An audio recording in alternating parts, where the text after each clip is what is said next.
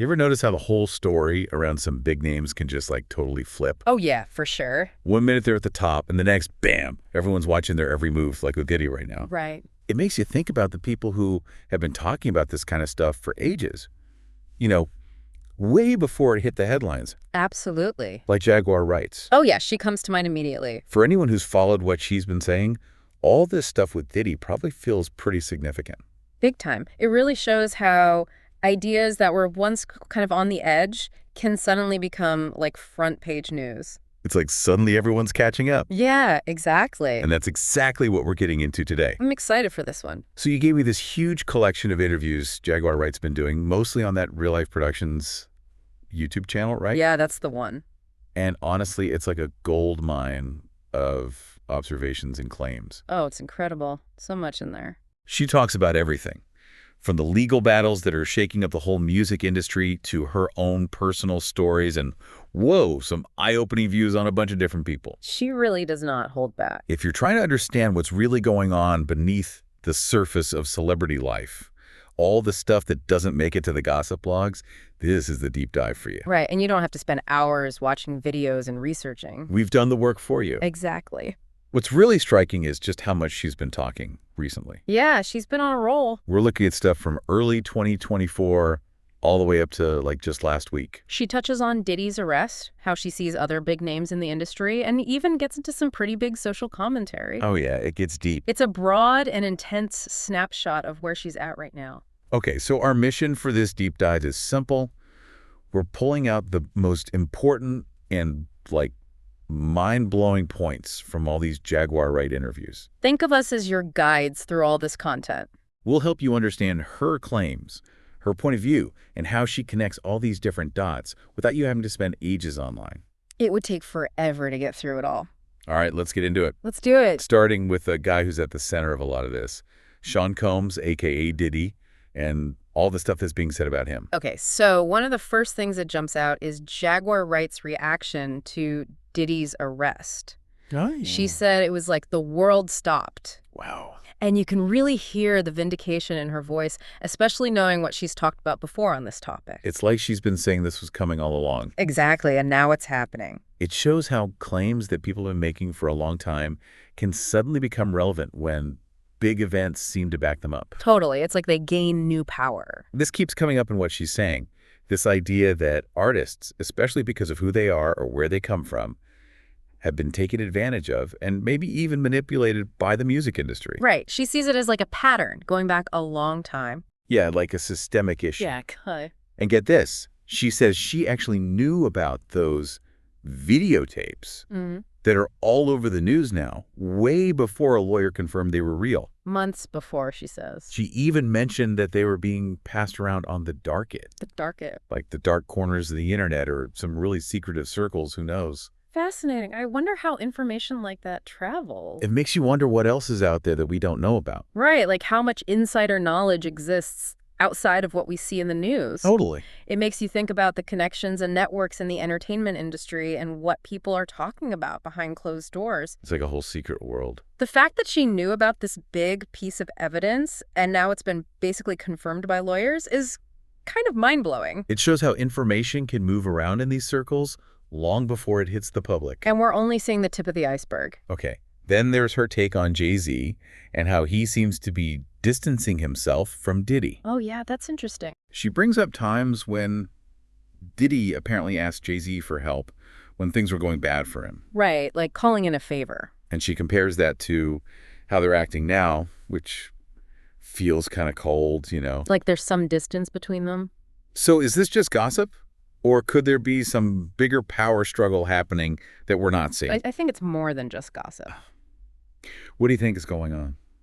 Her saying that Diddy and Jay-Z were never friends really challenges the image they've built over the years, this whole idea that they're like brothers in the music industry. Yeah, that's been the story for a long time. So if that's not true, it makes you wonder if a lot of these famous friendships are just business deals or alliances. It's all about who has the power, right? It really makes you think about how loyalty works in these circles. And how we as fans perceive these relationships. Absolutely. We might be getting a totally wrong picture. And then things get really interesting. Lay it on me. She brings up this whole thing about The statute of limitations being lifted in New York for certain sexual offenses. Right, that was a big deal. And she seems to be connecting it to how Diddy might have acted in the past. So for anyone who doesn't know the legal stuff, a statute of limitations is basically a deadline for taking legal action. Like if something happened a long time ago, you can't sue after a certain number of years. But they changed that in New York, at least for some cases. Exactly. So now it's possible to bring up allegations that might have been too old to prosecute before. It's like she's suggesting that this legal change could lead to a reckoning for things that happened in the past. Well, yeah, it's like opening up a whole new chapter. And if we look at the bigger picture, lifting that statute of limitations in New York does give people a chance to seek justice for things that happened a long time ago. Especially when it comes to sexual offenses, where there's often a delay in reporting. Right. And for whatever reason, those cases couldn't be pursued before. So now they can. It seems like Jaguar Wright thinks this could be huge for holding people accountable, even if their actions were years in the past. A lot of people probably thought they got away with it. And her reactions to Will Smith and others who are kind of publicly backing away from Diddy are pretty direct. Oh, yeah, like she called it. It's like she's saying, well, duh, of course this is happening. When the story changes and the allegations start piling up, people tend to distance themselves. She sees right through it. Totally. You can hear the cynicism in her voice. It makes you wonder if all those friendships were ever real in the first place, or if it was all just about being close to the power and the spotlight. I think a lot of it is transactional, like you said before. You scratch my back, I scratch yours. Right, and when one person starts to fall, the others run for cover. Okay, now for something totally different. Hit me. She's got this really blunt opinion about Caraway Tran. I'm listening. She basically calls her a dime a dozen in this whole Diddy situation. Ouch. Remember, Kara Schran is an actress and model who used to date Chris Brown. Yeah, I remember her. It's a harsh comment, I know, but I think she's trying to say something bigger about how certain people are getting a lot of attention in this story. While others who might be more important to the story are getting ignored. It's like she's questioning why some people are considered relevant and others aren't. It could also be her way of saying that relationships in the entertainment world are often very superficial and temporary. It's a fickle world. Exactly. And then she goes in a totally different direction. Okay, I'm intrigued. She says that Tasha K, you know, the media personality who's accusing Diddy, should free Diddy and eat a stop plout. Wow, where did that come from? I know, right? It's a really strange thing to say, and it doesn't really connect to anything else she's talking about. She doesn't usually just throw out random comments like that. Maybe there's something behind it that we're not getting. Or maybe it's just one of those Jaguar Wright moments where her opinions are a little, well, unpredictable. True. She always keeps us guessing. Okay, ready for more? Hit me. She brings up Beyoncé donating to the Busby law firm, the one representing some of the people accusing Diddy. I read about that. And she weaves in this whole theory about War of the Roses. What does she mean by that? So a War of the Roses usually refers to a really nasty and long-lasting fight, often between a couple getting divorced. Like a really bitter battle. But she seems to be using it to talk about a deeper conflict happening behind the scenes between some of the most powerful people in the music industry. Beyoncé and Jay-Z versus Diddy.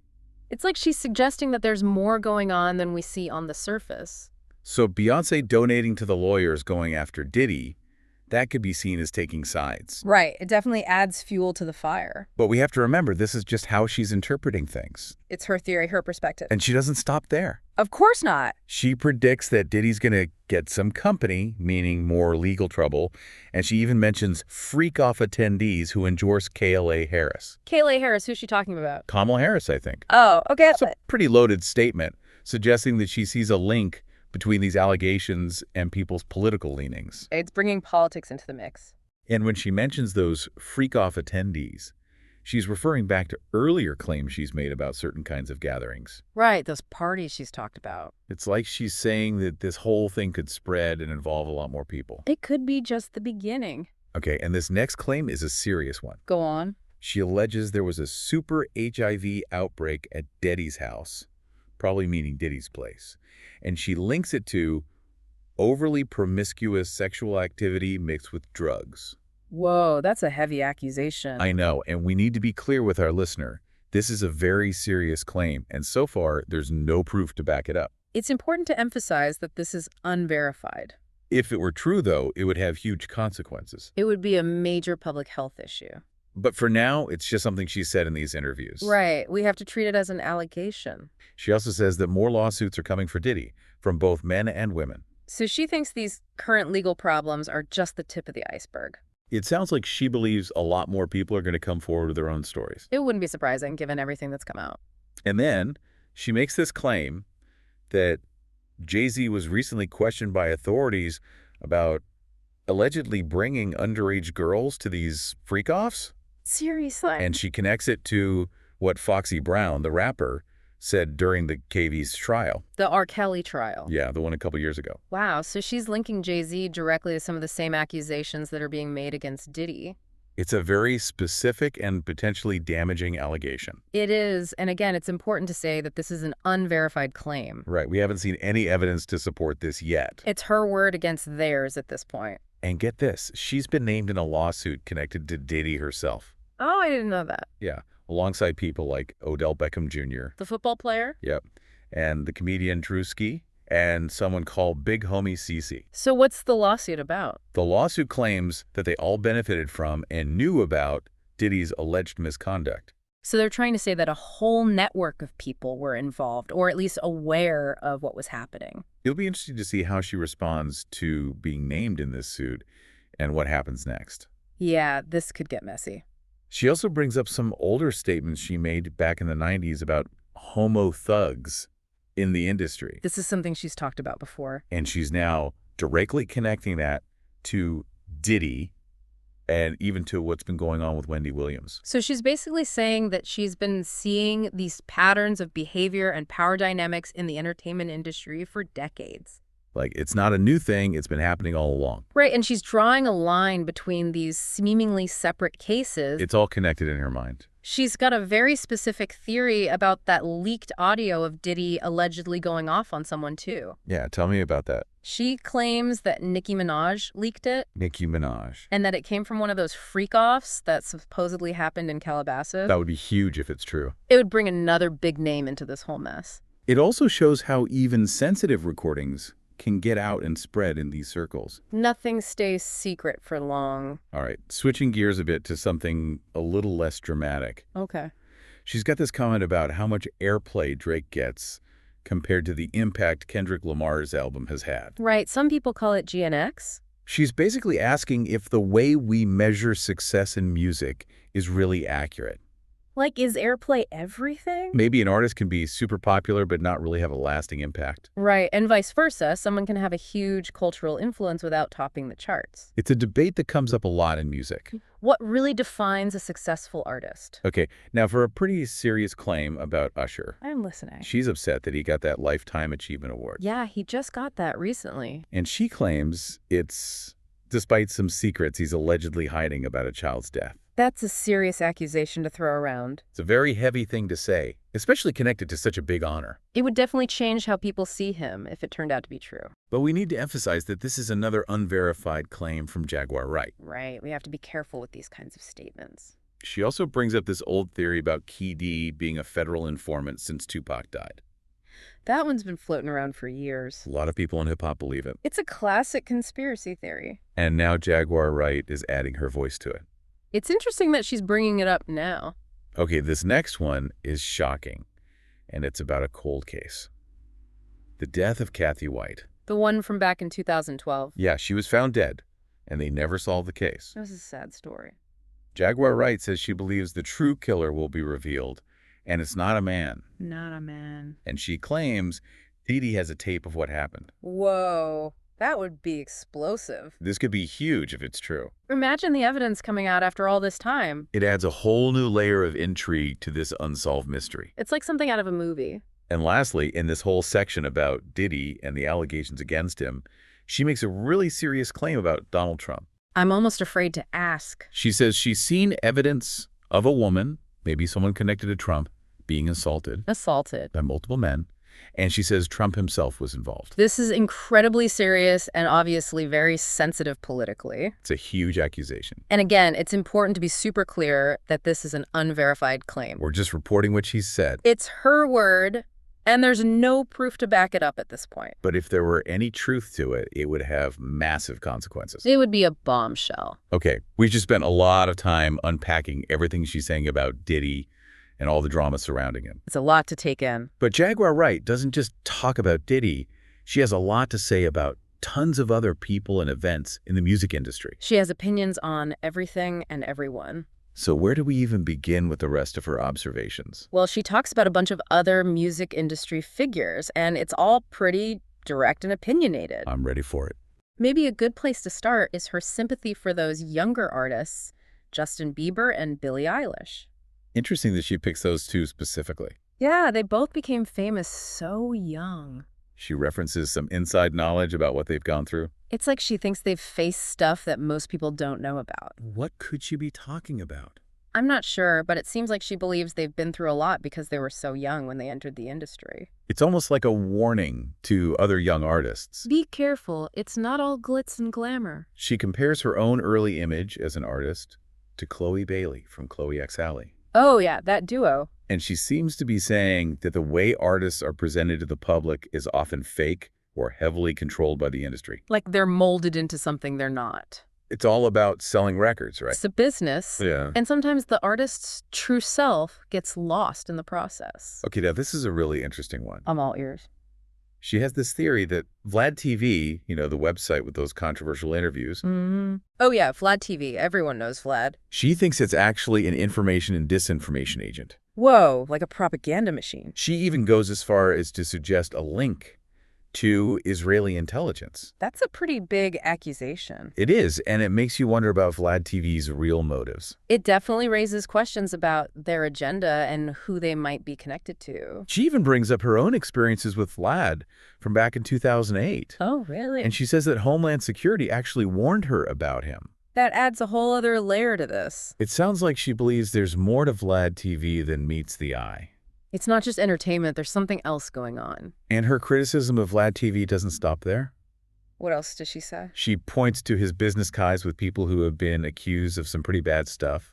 Like who? She names Comet Report and Aries Spears. Oh, yeah, the comedian who had all those allegations against him. By highlighting these connections, she's suggesting that Vlad TV might be giving a platform to people with troubling pasts. It makes you think about the company they keep.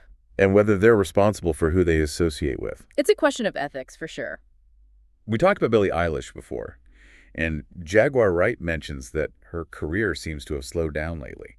Maybe that's just how things go in music. Or maybe it's because of the challenges of becoming so famous at such a young age, like we discussed earlier. It's a lot of pressure to deal with. She also comments on Lizzo's weight loss. Lizzo's been pretty open about that. And then she suddenly shifts to Oprah Winfrey's history with dieting. Oprah's been on that journey for a long time. And then she makes this really blunt comment about the possible side effects of Ozempic. Ozempic, the weight loss drug. Yeah, she's not holding back on her opinions about celebrity wellness and body image. She keeps it real, for better or worse. This next point is a bit more personal. Okay, I'm listening. She talks about raising her kids in a basement studio while she was trying to make music.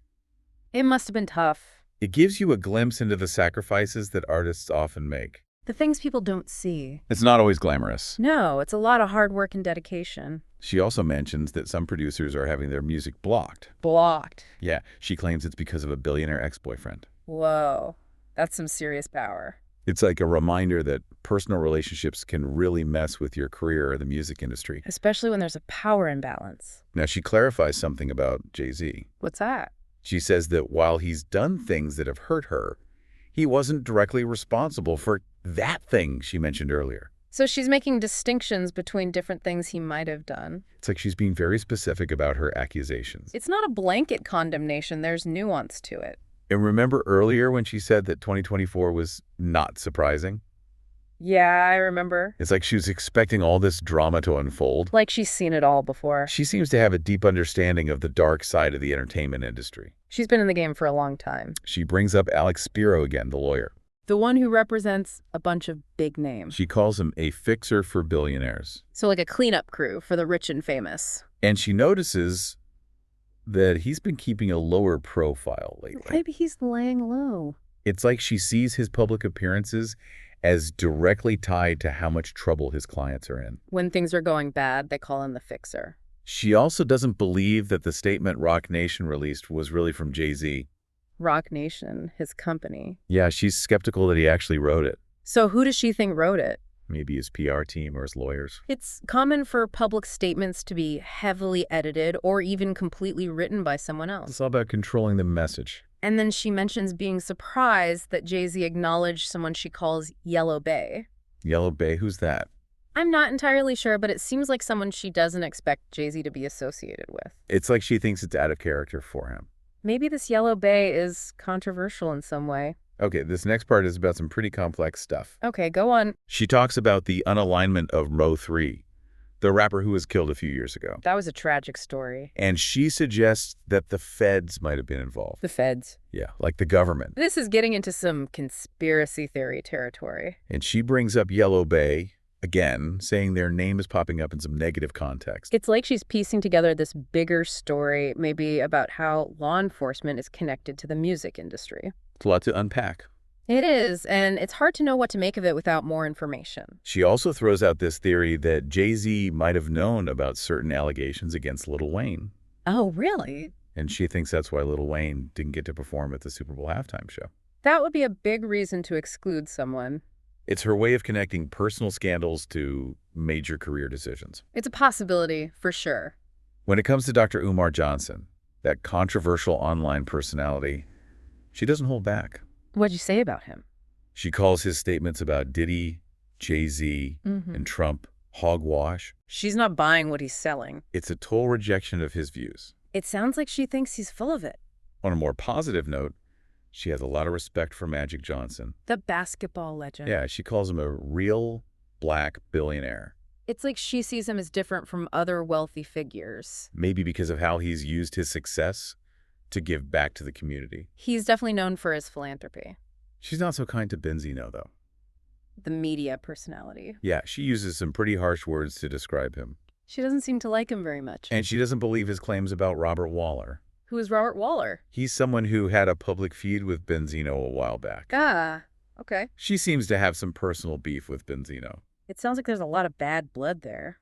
She also dismisses Charleston White. Another controversial online figure. She says he's basically begging for interviews with Sean Carter. So she thinks he just wants attention. It's all about clout chasing. He wants to be associated with Jay-Z. Back to the world of music feuds. She has a really short and dismissive take on the Drake and Kendrick Lamar back and forth. They've been going at it for a while. She just says, fuck, God bless you. That's pretty blunt. I think she's tired of the drama. She's over it. She's also not that impressed with Common. Common the rapper? Yeah, she says he's just Common since he dropped Sense from his name. And she comments on his relationships with black women. It's like she's critiquing both his music and his personal life. She's not holding back. Okay, this next allegation is pretty surprising. I'm listening. She criticizes Kirk Franklin, the gospel artist. Kirk Franklin, wow. She claims he performed a satanic ritual at a seance. That's a very serious accusation to make against someone like Kirk Franklin. It completely goes against his image as a gospel musician. It's shocking, to be honest. It's important to remember this is an unverified claim. Right, we haven't seen any evidence of this. But it's a very damaging allegation nonetheless. It could really hurt his reputation. On a more supportive note, she defends Tiffany Haddish. The comedian? Yeah, she says that Tiffany's been treated unfairly in her disputes with her ex-husband and some more. Somomora, the comedian. It seems like she believes Tiffany's been wronged. She's standing up for her. She then reminisces about her early interactions with Common back when he was still Lonnie Lim. Before he was famous. And she mentions his relationships with Lauryn Hill and Erykah Badu. They were all part of that same scene back in the day. It's interesting to get her perspective on their early connections. It's a glimpse into the past. She speaks very highly of Richard Nichols, the Roots' longtime manager. What does she say about him? She calls him the best manager she ever had. That's high praise. It shows how much she trusted him.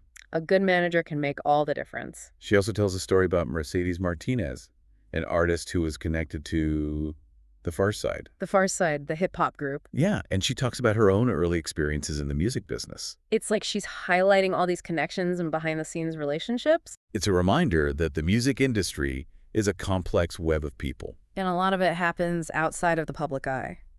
She then shares a pretty personal story about Faith Evans's past sexual experiences. Faith Evans, the singer. Yeah, it's very intimate detail. I wonder what point she's trying to make with that. It's not entirely clear, but it seems like she's trying to reveal something about how relationships work in the music industry. Maybe it's about the pressures or the power dynamics. She says that she broke up with Common partly because she didn't want him to get credit for her success. That's a powerful statement. She's a strong and independent woman. She wants to make it on her own. She's also disappointed with the Roots. Why is that? She says they didn't treat Richard Nichols' legacy well after he passed away. Like they disrespected him. Yeah, she feels like they didn't appreciate what he did for them. That's loyalty right there. And then she makes another really serious claim, this time about Aaliyah's death. Aaliyah's death, that was a huge tragedy. She implies that Jay-Z might have been involved. That's a huge accusation. It's a very sensitive topic. No one has ever touched before. Yes, it's a one of one. Woo! Y'all got some nice shit in here, man. Come on.